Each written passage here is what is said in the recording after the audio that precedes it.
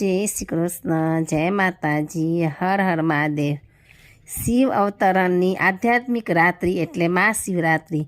મહાશિવરાત્રિનો પર્વ આવતો હોવાથી આપણે મહાશિવરાત્રિ શું છે તેના વિશે જાણશું। હર હર મહાદેવ। શિવરાત્રિનું પાવન પર્વ ભારતભરમાં ખૂબ જ ભક્તિભાવથી ઉજવાય છે। ભક્તો આ પર્વ પર ઉપવાસ, રાત્રિ જાગરણ, પૂજા અને આરાધના કરી શિવની ઉપાસના કરે છે। પરંતુ શિવની સાચી ઓળખથી અને શિવરાત્રિના આધ્યાત્મિક પહેલુંથી અજાણ છે। શિવ કોણ છે? શિવની સાથે રાત્રિનો શું સંબંધ છે? કૃષ્ણ સાથે અષ્ટમી અને રામ સાથે નોમની તિથિ જોડવામાં આવે છે, જ્યારે શિવ સાથે કોઈ તિથિ કેમ જોડેલી નથી? અન્ય દેવતાઓને સુગંધીદાર અને આકર્ષક ફૂલ ચડાવવામાં આવે છે, જ્યારે શિવ પર આંકડા અને ધતુરા જેવા મૂલ્યહીન, ગંધહીન અને ઝેરી પુષ્પ કેમ ચડાવવામાં આવે છે? શિવની મૂર્તિ શરીર રહિત છે, પણ શિવનું વાહન નંદી શરીરધારી કેમ છે? દરરોજ શિવની પૂજા કરવા છતાં અને દર વર્ષે શિવરાત્રિ પર વ્રત, ઉપવાસ, જાગરણ વગેરે કરવા છતાં મનુષ્યના પાપ અને મુશ્કેલીઓ કેમ દૂર થતા નથી? છેવટે શિવને પ્રસન્ન કરવાની સાચી વિધિ શું છે? મુક્તેશ્વર શિવ દ્વારા મુક્તિ, જીવન મુક્તિની પ્રાપ્તિ કેવી રીતે કરવી? શિવરાત્રિનું વાસ્તવિક રહસ્ય શું છે? આપણે સાચી શિવરાત્રિ કેવી રીતે મનાવીએ? શિવરાત્રિ સાથે જોડાયેલા આ પ્રશ્નોના જવાબ તેના આધ્યાત્મિક રહસ્યને સ્પષ્ટ કરે છે। પરમાત્માનું ગુણવાચક અને કર્તવ્યવાચક નામ શિવ। શિવ એટલે કલ્યાણકારી। મહાશિવરાત્રિ માટે અનોખી વાત છે કે તેનો સંબંધ નિરાકારી અને આશરીરી પરમાત્મા સાથે છે, જ્યારે અન્ય તહેવાર, જન્મોત્સવ અને જન્મ જયંતીઓના સંબંધ કોઈ દેવતા કે પૌરાણિક મહાપુરુષોના જીવન સાથે હોય છે। પરમાત્મા શિવ સામાન્ય મનુષ્યોની જેમ શરીરધારી નથી અને જન્મ મૃત્યુના બંધનોથી મુક્ત છે। આથી જ એમને મુક્તેશ્વર, અમરનાથ અને મૃત્યુંજય જેવા નામોથી પૂજવામાં આવે છે। જેમ આત્મા અતિ સૂક્ષ્મ જ્યોતિ બિંદુ સ્વરૂપ છે, એમ પરમાત્મા શિવ પણ અતિ સૂક્ષ્મ જ્યોતિ બિંદુ સ્વરૂપ છે। શિવલિંગ એ જ્યોતિ સ્વરૂપ પરમાત્માના અવ્યક્ત તથા અભૌતિક સ્વરૂપનું પ્રતીક છે। જ્યોતિ સ્વરૂપ હોવાના કારણે એમને જાગતી જ્યોત, અખંડ જ્યોતિ અને સદાશિવ કહેવાય છે।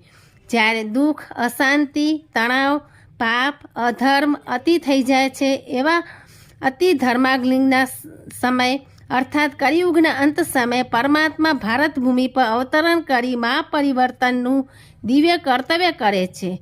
સમયચક્રના સમયને આધ્યાત્મિક ભાષામાં ઘોર રાત્રિની સંજ્ઞા આપેલી છે। ઘોર રાત્રિ એટલે હિન્દુ શાસ્ત્રોમાં સતયુગ અને ત્રેતાયુગને બ્રહ્માનો દિવસ તથા દ્વાપરયુગ અને કલિયુગને બ્રહ્માની રાત્રિની ઉપમા આપી છે। આ ઘોર રાત્રિમાં પરમાત્મા શિવના સાકાર બ્રહ્માતનના અવતરણને મહાશિવરાત્રિ તરીકે ઉજવવામાં આવે છે।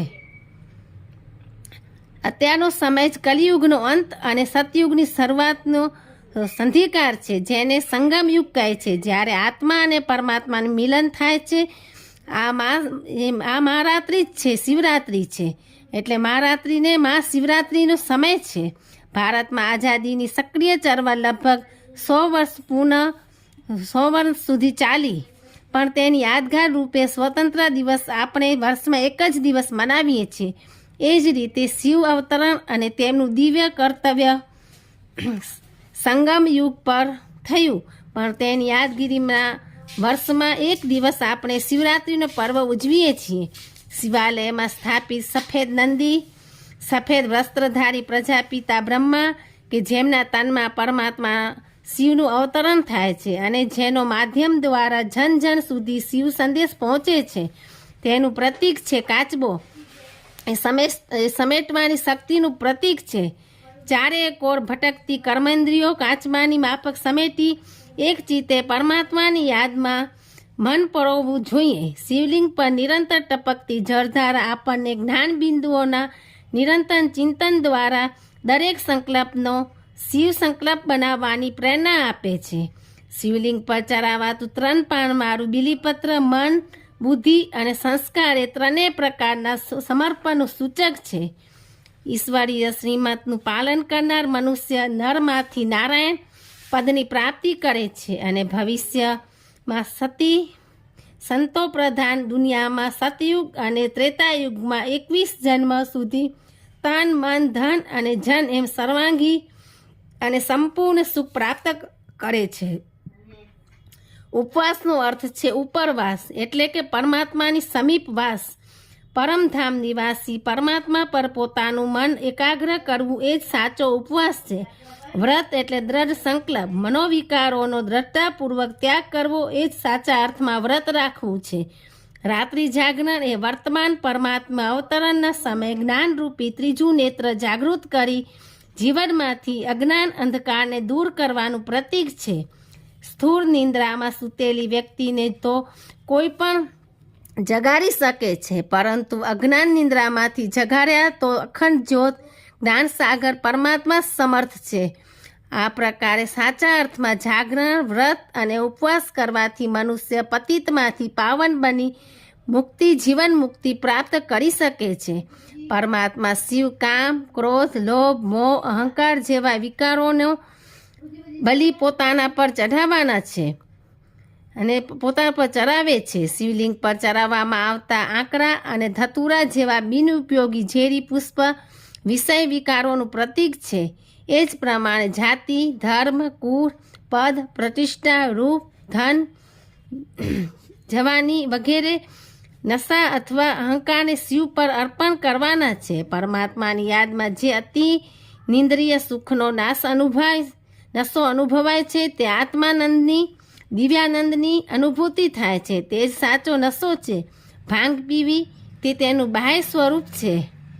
શિવની બારાતમાં જાત જાતના ચિત્ર વિચિત્ર ભૂતો, પ્રેતો વગેરેનું વર્ણન છે. પરમાત્મા શિવ કામ, ક્રોધ ઇત્યાદિ વિકારથી બંદરની જેમ ચંચળ વૃત્તિવાળા બની ગયેલ અવગુણોથી ભરપૂર મનુષ્યાત્માઓને પાવન બનાવી સ્વગૃહે અર્થાત પરમધામ લઈ જાય છે. એ રહસ્યને વિચિત્ર કથા દ્વારા વર્ણવ્યું છે. પરમાત્મા પિતા સાથે આપણો અનાદિ અવિનાશી સંબંધ છે. દૈહિક વ્યક્તિઓ સાથેના સંબંધો જન્મ, મૃત્યુ અને કર્મોને આધીન જ છે. આજે બંધનોમાં ફેરવાઈ ગયા છે. કર્મો પર આધારિત દૈહિક સંબંધો તો હિસાબ પૂરો થતાં સમાપ્ત થઈ જાય છે, પણ પરમાત્મા સાથે આત્માનો સંબંધ સમયની મર્યાદાથી પર છે. અતિનિંદ્રિય સુખની પ્રાપ્તિ તો પરમાત્મા સાથે આત્માનો સંબંધ જોડાવાથી જ થઈ શકે છે. આત્મા અશરીરી સ્વરૂપમાં એકાગ્ર થઈ મન બુદ્ધિનો તાર જેટલા પરમાત્મા શિવ સાથે જોડે છે, એટલી આત્મા જ્ઞાન, ગુણ અને શક્તિઓથી ભરપૂર થઈ પાવનતાને પ્રાપ્ત કરે છે. ભૌતિક ક્રિયાકર્મથી ઔપચારિકતાઓ જે આપણે વર્ષોથી કરતા આવ્યા છીએ, માત્ર તેનાથી જ પરમાત્મા પ્રસન્ન ન થઈ શકે, પરંતુ આધ્યાત્મિક જાગરણ દ્વારા સ્વયંનું પરિવર્તન કરી આપણે સૌ ભોળાનાથ આશુતોષ શિવને સહજ પ્રસન્ન કરી શકીશું. જય શ્રી કૃષ્ણ, જય માતાજી, હર હર મહાદેવ. ઓમ નમઃ શિવાય, ઓમ નમઃ શિવાય, ઓમ નમઃ શિવાય.